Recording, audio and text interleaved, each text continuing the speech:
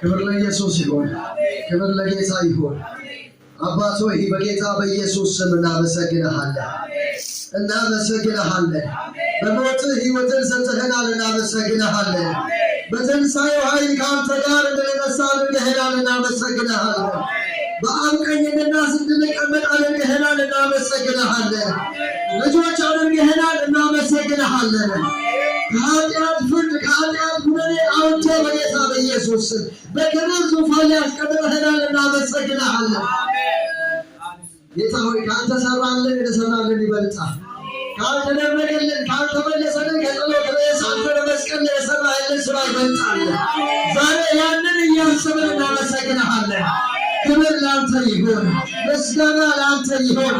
ልጆች አድርገኸናል። ክብር ለአንተ ይሁን።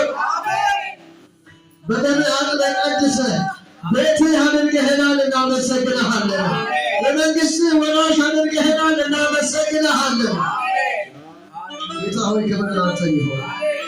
እግዚአብሔር ቃል አንደኛ ቆሮንቶስ ምዕራፍ 11 ቁጥር 24 ላይ ይላል፣ ጌታ ኢየሱስም አልፎ ወደሰጠበት በዚያች ሌሊት እንጀራን አንስቶ አመስግኖ ቆርሶም እንካችሁ ብሉ፣ ስለ እናንተ የሚሆን ሥጋዬ ነው፣ ይህን ለመታሰቢያ አድርጉት አለ።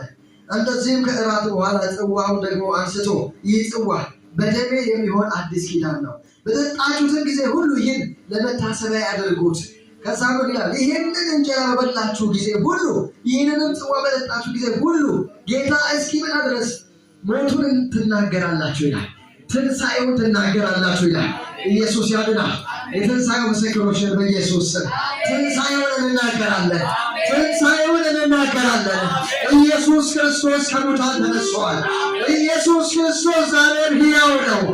ኢየሱስ ተነስቷል። እስኪ ኢየሱስ ተነስቷል። ሃሌሉያ። አባቶ ስለዚህ ጊዜ ስለዚህ